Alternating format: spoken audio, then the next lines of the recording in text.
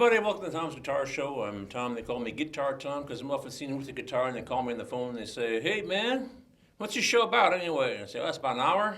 It's about guitars, guitar players, guitar playing, all things guitaristic. So if you want to call me on the phone, ask me about, care and feeding your guitar, what kind of guitar is right for you, how to play the guitar, some related topic like the guitarrón, guitarra, cítara, lutes, uds, vihuelas, chitoles, banjos, balalaikas, bazookies, bajos, sextos, cuatros, tres, tiples, lutes, uds. You want to talk about banjos, balalaikas, bazookies? I said that already. I'm sorry. I mean, you kind of talk about string bass, or a harpsichord, a harmonium, a pipe organ, piccolo, trombones, tromba marinas, trumpets, clavinets or cornets, clavichords or clavinovas. Did I say pipe organs, piccolos? I can't remember. I don't have Bob here to keep me straight. I say this stuff every week. But anyway, anything about music's fine. If you want to talk about politics, world events, personality, your own personality problems, whatever, call the show, but keep it clean. This is a family program. So this is a, I can't remember what this is called. This is a Peavey guitar.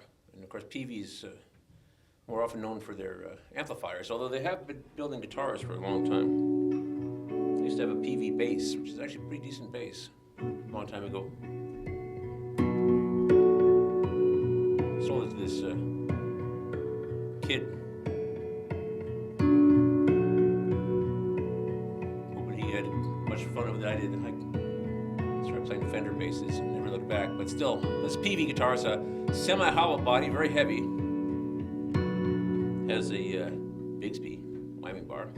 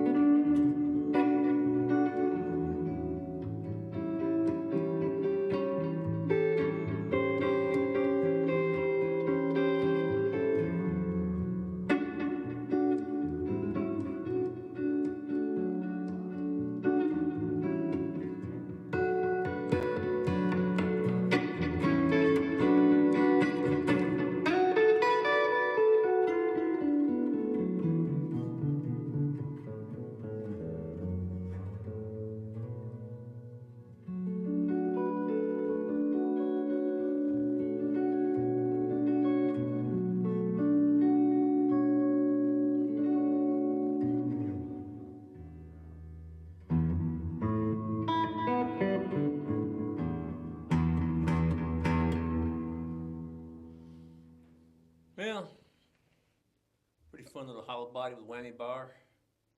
It's a cheap guitar, but it's a lot of fun sometimes. Cheapness is fun.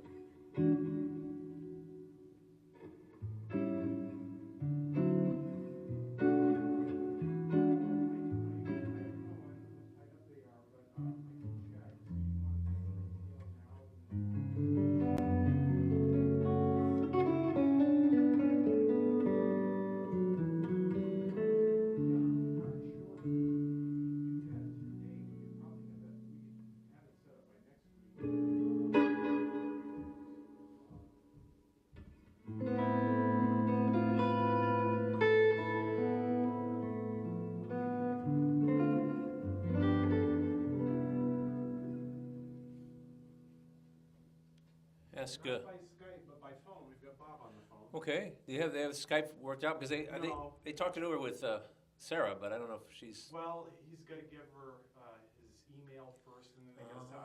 I'm not sure we can get that done. I just got to talk to him on the phone. Yeah, he's fine with that. So. Whoops, I lost him. He's gone. Bob, where are you? I just got to dial to him. Yeah. He'll call back. Hey, Bob, if you can hear me out there somewhere in Las Vegas, call right back, please. It doesn't seem like we're streaming either, so. We're not streaming? Yeah. Bummer, man. Oh, well, Where everybody's. at least my guitar works. That's something. I did some swapping things, you know. I've been trying not to buy anything. Well, I swapped some things that I'm not using. I got this big honking amp that, well, I had it. I didn't want it anymore. I just couldn't really use it as an amp. You know, I have a couple big amps, and this really loud one was, you know, if I were in a punk band, it'd be perfect. But so I swapped that, and I swapped a couple other amp. I got this guitar though a couple weeks ago, and it's used. It's a a Peavey. I think they were made between 2006 and 2009, this particular model. And they still make one very similar, but it doesn't have the whammy bar on it. It has slightly different pickups on it, and it's like a jazz rock fusion crossover guitar. But this is supposed to be a rockabilly guitar, you know, with a whammy bar.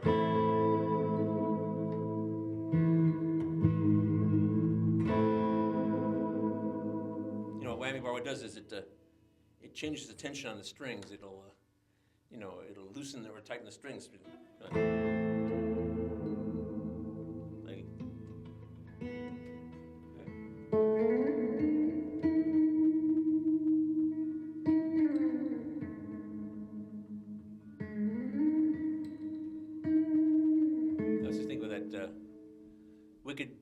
Wicked Game, Chris Isaak's song. The guy has a very similar sort of guitar with a whammy bar. But now I'm out of tune. Because the thing about the whammy bar is it makes the guitar go out of tune. And I've never been a real big fan of them. I have had other guitars with whammy bars that I've taken them off. But I may have a couple of Stratocasters that have, you know, that potentially can screw a whammy bar in. And this is a Bigsby style, which is a, you know, there's a spring here. Well, a spring right under this thing, and then this is just like a roller bar here that you can, but it's, you know, it's in this one position. Some sort of like so there's a spring underneath this whammy bar right here, this right the center point, whatever, the fulcrum, the axis of it, and then the strings go around this bar here, and it's held in place, which actually is kind of a pain to restring if I remember correctly, but oh well. So what I'm nattering on about is, yeah, this is a rockabilly guitar. It's designed for rockabilly. However, it's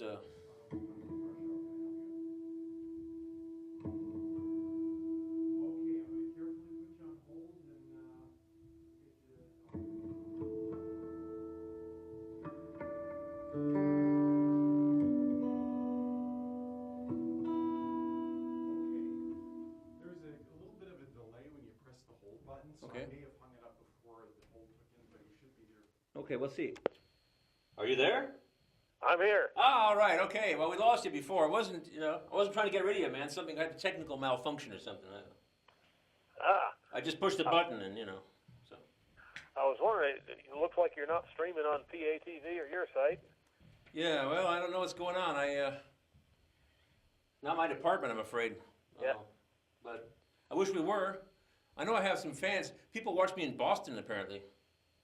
They might just be trying to laugh at us out here in the provinces, but I don't know, man. So what's going on? Oh, not much. Sunny, and it got around 70 degrees today. Supposed to be up to 80 by the end of the week.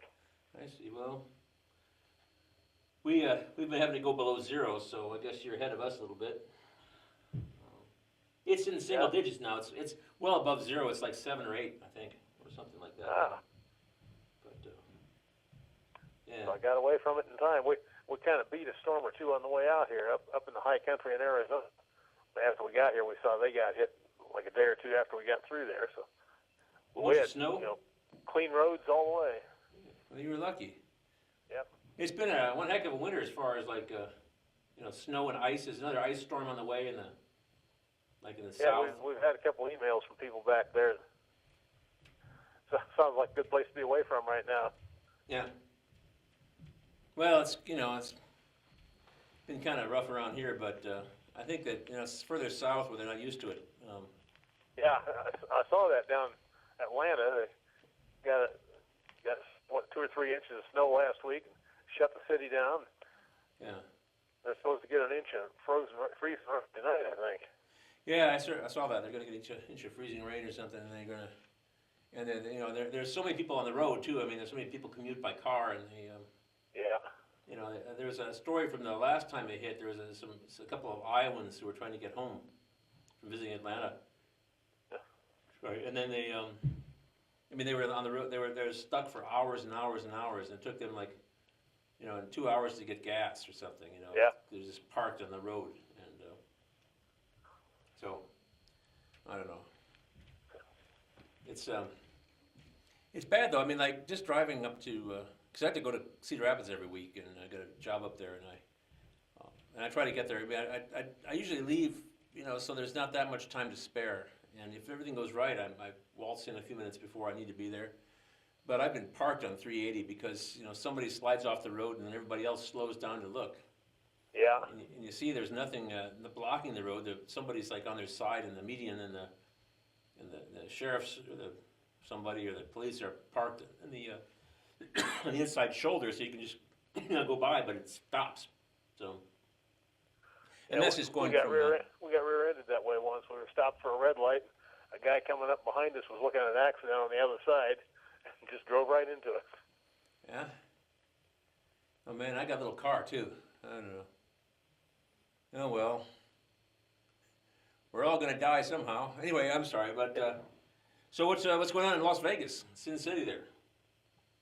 Well, we went down this weekend. We went down and saw the Chinese New Year downtown.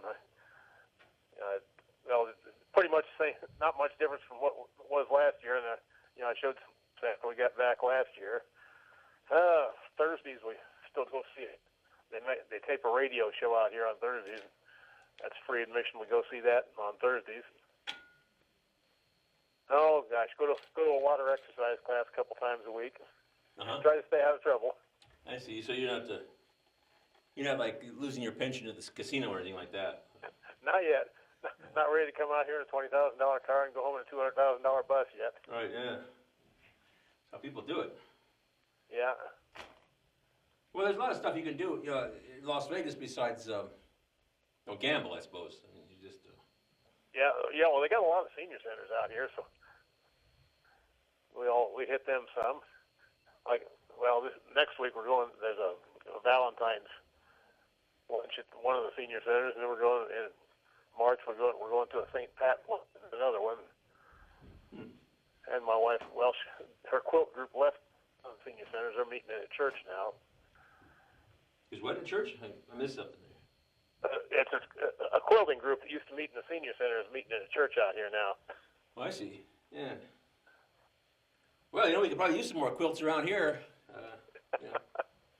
With what lovely weather we've been having. Well, that Iowa City Senior Center makes a lot of them. Yeah, well, my mother used to knit hats for newborn babies and stuff, little stocking caps and things. Yeah. I did a video one time. There's a group there in Iowa City that makes a lot, knit stuff for preemies. Uh-huh. The Preemie Project. I suppose it's still in the archives up at SCTV. Well, maybe we'll have to have reruns someday. Yeah. So, they probably miss you around SCTV, don't they? I mean. Well, I suppose. I get the minutes of the meetings, and it sounds like everything's still going on along without me. They manage somehow. You can't be the only one who escapes to warmer climates this time of year. No, I saw it looked like the attendance was pretty low last meeting, so some others probably take off too. Or people just don't go out. I know people just refuse to go outside when it gets below, Yeah. 10 or something. Here goes Mr. Just an Skopinski. extra microphone here. Bob, I wanted to ask you if you could give us an update on the economy and the drought situation out in Las Vegas. Well, the drought's really bad. They're in court again over water. The Southern Nevada Water Authority got control of all the wells within 200 miles of Las Vegas, which goes up quite a ways north. Anyway, the people up north say that Nevada's sucking the water out from under them, so they're in court trying to get something that, if not stopped, at least slowed down. And we see on the news every night about California. I guess they're really bad out there. Yeah. They're having a tremendous drought out there, from what I've read. But I mean, the whole thing is the accelerating global climate change thing that a lot of people are still in denial of. I noticed that I regularly associate with people who don't believe in climate change. And they say, why don't they call it global warming anymore? And that's because people like, Fox News say, well, gee, we could use some of that global warming today when it's cold. But the thing is, what happens is you have floods and you have droughts and you have extremely cold weather and extremely hot weather. because it's with or without that, Las Vegas is, I think, it's about 500,000 people now. Where before, there's plenty of water here to support 50,000 people, but you get 10 times that many people here and suck a lot of more water out of the ground. And Los Angeles is the same way. yeah, Los Angeles is in a desert, that's right. so they're pulling in water. They bring it down out of the mountains. Well, as you know, the mountains, the snowpack hasn't been nearly as great in the mountains for several years now. Right, which is the global warming thing. It's not. So they're fighting with the farmers out there too, because Los Angeles gets first claim on the water. And another thing too, I've heard about the Southwest. I've heard this a number of times, like on some of the science and history channels, is that the amount of rainfall and moisture in the Southwest in the 20th century is actually quite anomalistic, and it seems like things are also kind of returning to what is more normal for that area, which is basically drought. So, all these cities built up in the 20th century when we had this anomalistically wet weather out there, and now as things are returning to normal, we're in trouble. Have you heard that? Yeah, that and, they're sinking these deep wells down into the aquifer now, and that water down there took millions of years to build up, and they're going to suck it out in a couple decades. Right. Well, the people have a much different relationship with water in the desert than they do, where it's wet. And, the people who are used to like wet places, like if you move from England, where it rains a lot and it's wet a lot, and it's not hard to get well water, and then you expect to have, to water your lawn or whatever like that. I'm talking about Australia, people are watering their lawns, and at the same time, it's really dry. And most of Australia is desert. Yeah. Well, that's it. But see, the people who came from England. Yeah. They want to live like they did in England. Yeah, they want a green lawn. So there's a lot of that out here. Not so much anymore, but everybody had a lawn out here for a while. Then the city started paying them to tear their lawns out and put in desert landscape because it takes an awful lot of water. You have to apply a lot of water to grow a lawn out here. Yeah. Matter of fact, they say around Los Angeles, one of the biggest Las Vegas, one of the biggest uses of water is golf courses. It takes a lot of water to make a golf course green. Well, yeah, learn how to play golf on pebbles and sand. That'd be more exciting anyway. Come up with a new game or something, a desert golf or something. But that's my solution. I'm only a guitar player, though. I'm not an engineer. I guess I'm a very minor public media, commentator, but less so now that I'm not streaming, I guess. But somewhere somebody will watch this on YouTube, later. But yeah, that's interesting. So how about the music scene out there? Is it? All the '80s acts seem to be touring casinos.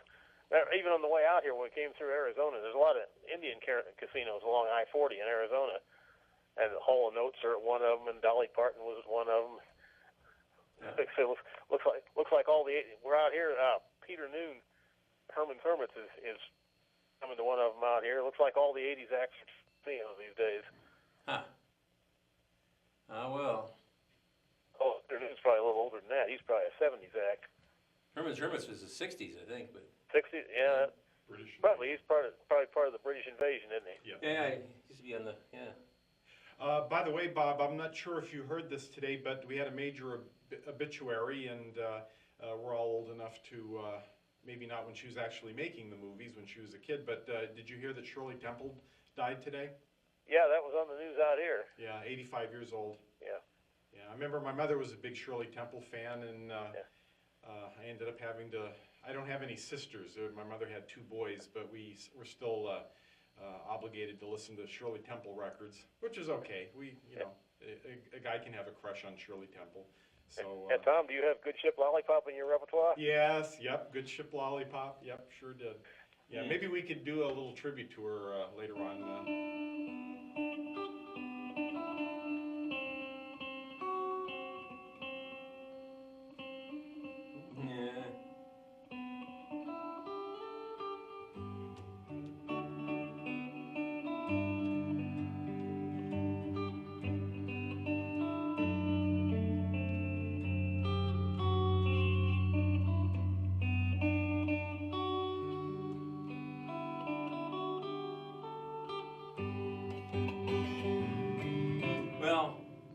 Something like that. I haven't.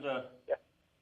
I haven't worked up. I may never work that up actually, but Yeah, and there probably won't be much call for it now. well, there really hasn't been in my life. We had the record when I was a kid, but I think we were on a. There was a cruise in Door County, Wisconsin. Maybe it was a glass bottom boat or something. And it was the good ship Lollipop, and it was a tourist thing. And we got on it, and we would look at the rocks underneath. We didn't see any fish or anything, I don't think. But I was a kid, a little kid. And the good ship Lollipop. I know my father wasn't really a big fan of it, and I didn't exactly know why, but I figured it out later on, I guess. Now that I think about it in hindsight, I guess I'm saying is I kind of see why I wasn't into it, but. Well, that movie must have been the 30s. Yeah. Well, so my folks were kids. I think my mother would always kind of, I don't know if she resented Shirley Temple, but it's just that all the little girls were being compared to her. Yeah. She was, and some of the little girls didn't like it that much, especially if you're a brunette or something. And, I don't know. But, oh well. Yeah. So the 80s, the 80s are back in the casinos. I guess they're back around here too. I was scheduled to play in the casino on New Year's Eve but not for the main event, but for the buffet line. Oh, in the And, lounge? But they forgot about me and got somebody else. He offered me the job and everything, I guess. So I didn't, and but told me to call him back, and he might use a guy like me. And I just haven't gotten around to calling the casino because, maybe I could open up for an 80s act or something. I could play my trick guitar and my one-man band act with the guitar synthesizer or something like that before some 80s thing. And I guess I could get paid and everything, but I don't know, man. I don't know, but No, paycheck's a paycheck. I guess, yeah. Well, it's not that, it's not that bad or anything. It's just that, I don't know, I never played in a casino before, so. Guess there's a lot of them around. They want to build more all the time. I think Las Vegas must be hurting a bit because, they used to be the only place you could go to gamble in the casino, but now they have them all over the place. Yeah, they talk about that some, but, they keep building them out here, too. Huh. And you figure there's got to be another crash one of these times, a serious crash one of these times. Yeah. But, yeah, they're, between, up till about last year from 08 for about 3 years, one or the other of them were in bankruptcy all the time. The casinos come up quite a bit in the discussions of the shrinking and declining and disappearing middle class. The idea being, as far as retail stores, like, all these Sears have been closing up and they say, that's because everybody's doing their shopping online. But that's not really true because restaurants and casinos, which are, you go to a casino, you go to a restaurant, that's not something that can be duplicated online. The same phenomenon is happening where, like for example in Las Vegas, in Atlantic City, New Jersey, which is always catered to middle and lower class people, the casinos that have that kind of clientele are not doing well at all. Some of the high-end ones are doing quite well because the top money makers, can still indulge in gambling or going to high-end restaurants. It's the middle class restaurants that are starting to disappear. So, are you seeing that out in Las Vegas, based on what you just said there? Yeah, and the new ones they're building are, everybody's trying to go really, really high end. They don't seem to want to draw the working class crowd anymore. They're all looking for the way upscale stuff. Well, the middle class doesn't have any money anymore. Yeah. So it's kind of wealth redistribution thing. On our way out here, that one, I think they call it a Tumwa. It was a terrible. I think it's Riverview or something now down there on I-35, just inside the Iowa border, just before you go into Missouri on 35. That was part of a chain out here that went bankrupt. Terribles. It's they started out. They had slot machine routes in gas stations and grocery stores, and expanded it in casinos. Anyway, here last year, the year before, they took bankruptcy and lost all their casinos. They still got their slot routes in the gas stations and grocery stores, but so I see the one over there at Atumwa's got a different name now since the Terribles. The Herbst family lost that. Ah, well. Well, there you go. That's how Yeah. it goes. So. Well, I don't know. I mean, I don't want anybody to think I'm a communist or anything like that, but I'm a middle of the road extremist, and it seems like the wealth has been redistributed, and there may be less money around, but for almost everybody except the people at the top. So that's the way it's been going for a long time, and Yeah, that's why I keep hearing there is class warfare, and upper class is winning. yep. Yeah. So I just don't understand why people, more in my income bracket would be in favor of the rich instead of themselves and their own people. But I don't know, because there are rich people who say they have enough money. Some of them, Warren Buffett, and there was an aging widow who was interviewed. She's paid no taxes because her accountants wouldn't be worth their salt if she had to pay any tax at all. And she felt kind of guilty about that because she'd inherited a huge, amount of money. She's very rich, but she had the best accountants, and they, made so she didn't have to pay any tax, and she's sitting on all this money. But anyway, but then again, I guess we need an incentive. Yep. So anyway, so you're Well- out there for months, Say I what? guess, till April. It all blows over. I hear it's going to snow again tomorrow here, and of course that's my day to drive up to Cedar Rapids. So I got to go up on 380, and when it gets Allow slippy. yourself plenty of time. Yeah, well, I guess I should leave early. When you leave, when I go though, I mean there are people who zoom by me. I always figure anybody who drives faster than me or slower than me doesn't know how to drive. It's just my own That's the opinion, way- of course. That's the way we all think, I think. Yeah, well, because I'll see people zooming right by me with four-wheel drive, and then you come up over the hill and they see them. They're upside down across the cornfield with a bunch of Yeah. tire tracks leading to it. And then you see people who are driving with a pavement that's perfectly dry, and they're going 35 miles an hour on a on a two-lane highway. It's supposed to be 55 miles an hour, and you finally get a chance to pass them, and you see somebody clutching the steering wheel, leaning forward, staring intently at the road, terrified when it's just when it's perfectly dry. What's really fun is when they got their left turn signal on for 10 miles. Yeah, there's that too. Yeah. Then you know if you should pass them or not, because. Well, yeah, that's how it is. I don't know, man. I think. I mean, back in the old days, you could get on a train, like a light rail, and you could jump on Iowa City and you end up at Cedar Rapids. That sounds. I would prefer that. I don't really like. When I was a kid, I couldn't wait to drive, but then after I drove delivery and a taxi and stuff like that, and then drove across the country a bunch of times, I don't like driving that much anymore. Yeah, everything gets old if you do it enough. That's right. But well, anyway, you should stay in touch, and if you learn anything about the music business and the economy and show business, I suppose juicy celebrity gossip, anything you've gleaned, you're our Las Vegas correspondent, so. Okay. Yeah, they've got a regular column in the paper a couple times a week of that. What celebrity was seen where. I see. Of course, a lot of them are people I never heard of, but Yeah.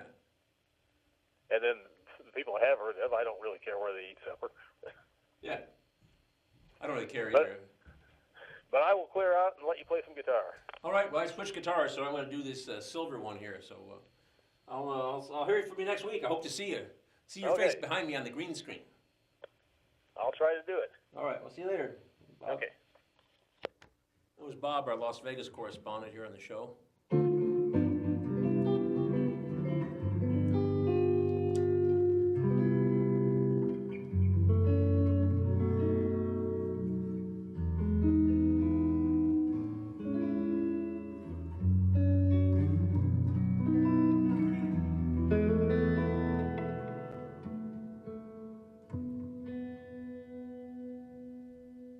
This is another semi-hollow body guitar.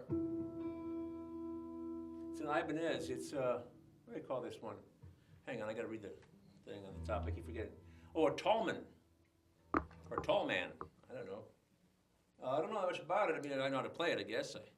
You can't really see it that well on the TV probably, but there's like a metal flake kind of metal flake sparkly color to it, and try to shake it around there. You can see sort of the sparkle to it. And it's has pickups not unlike a Les Paul guitar. It's hollow in some places and solid in others. So it's it has an air chamber in here. There's air in there, and but then there's a big chunk of wood going through the top. So it's a pretty nice guitar, actually. I haven't had it very long. As I say, I've been swapping things, and I tend to shop at the Musicians Pro Shop in Iowa City. I think they have another one in Burlington, but it's actually just a few blocks from the TV station over there on Gilbert Street. And the guy seems like he's fair and everything, and he lets you pay things off slowly if you do his rental thing. So I say, oh yeah, okay. So it makes it possible for me. I gave up credit cards, which is a thing about, well, like my Taylor guitar, which was like, Taylor guitar is like $2,700 or something like that. And actually it's an acoustic electric, and I've had it for a dozen years or so, but it's actually having some electronic problems. But it's a good guitar, but except it doesn't, when you plug it in, it has issues, but you get it fixed. But the thing is, in those days, I didn't have any money, but I had credit cards. See, they give guitar players that platinum card because they figure you have an issue. It's like some people go to the casino and they gamble away their pensions. Well, guitar players go. They not exactly gambling, but they squander their futures. So you get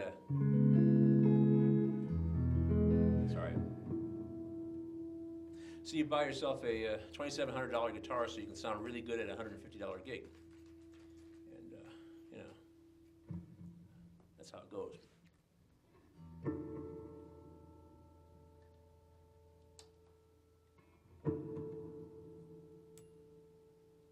But in my defense, I'd say that expensive Taylor guitar, I finally paid it off years ago. And it's still a good guitar. It has electronics issues. Still sounds good as an acoustic guitar, and I can probably get it fixed.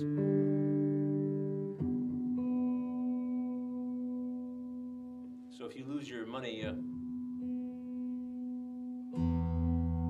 playing blackjack or becoming addicted to slot machines, then you never get it back, or it's not, you don't have anything to show for it. When you get guitars,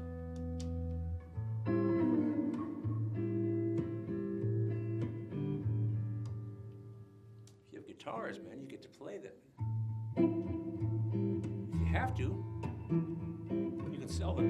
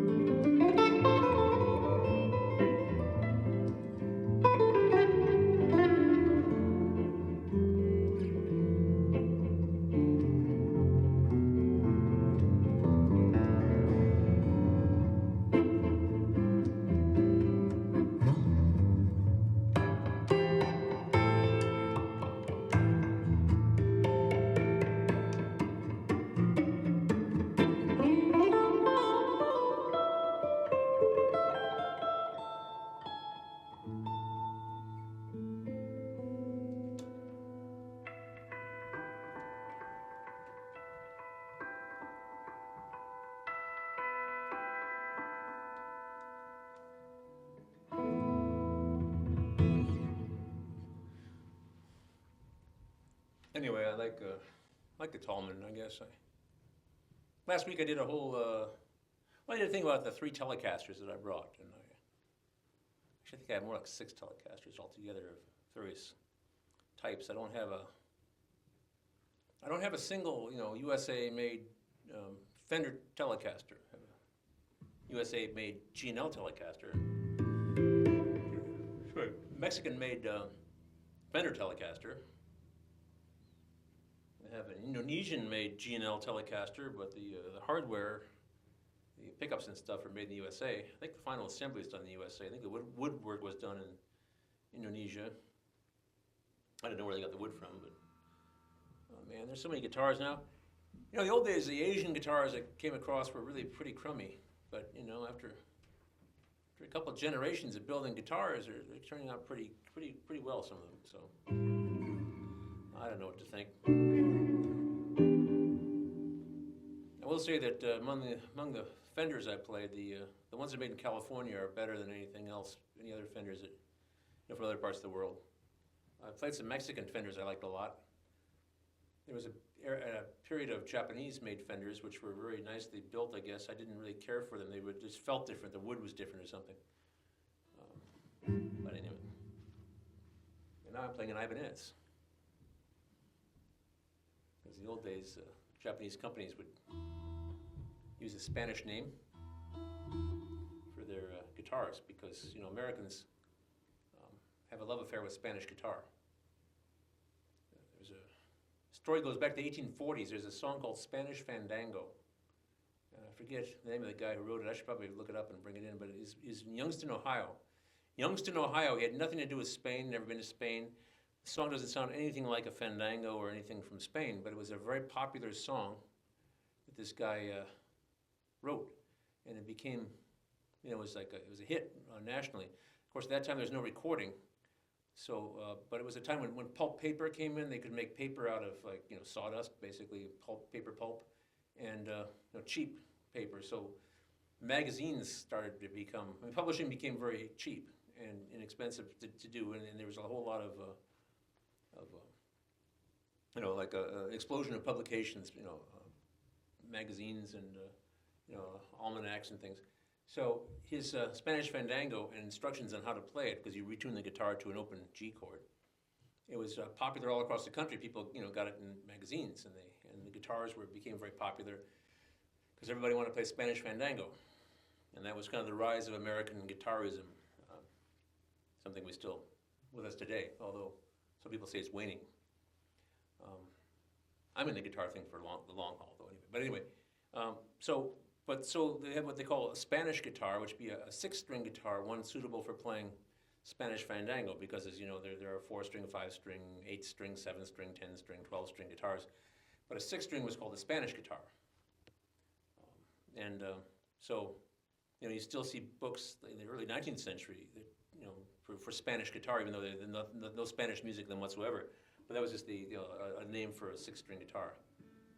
Because there are a lot of other guitars in the world that different numbers of strings and different tunings, and so this 6 strings and this tuning is the one that caught on, or is the most popular.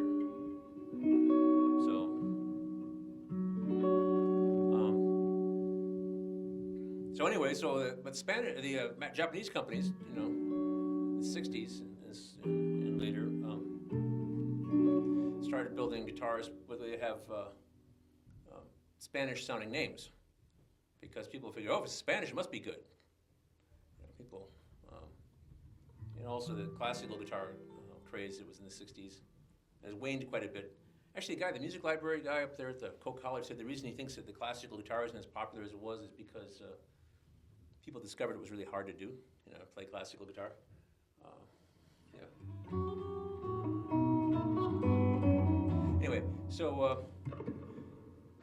Anyway, so this is an Ibanez, and it's a Japanese company, although I think this is made in another country to their specifications or whatever. But it's Ibanez sounds like a Spanish name, but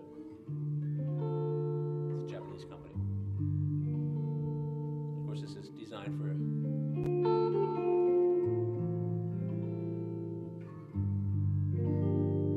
Americans.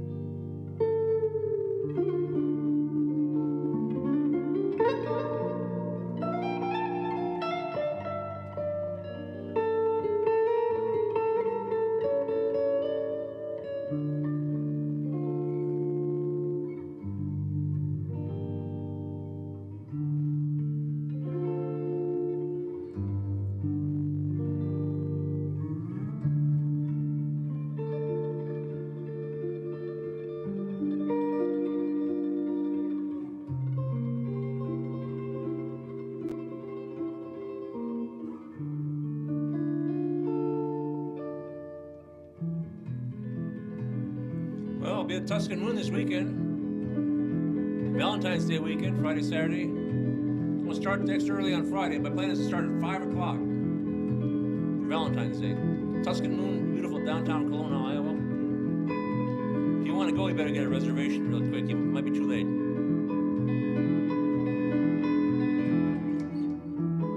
Kelowna is for lovers.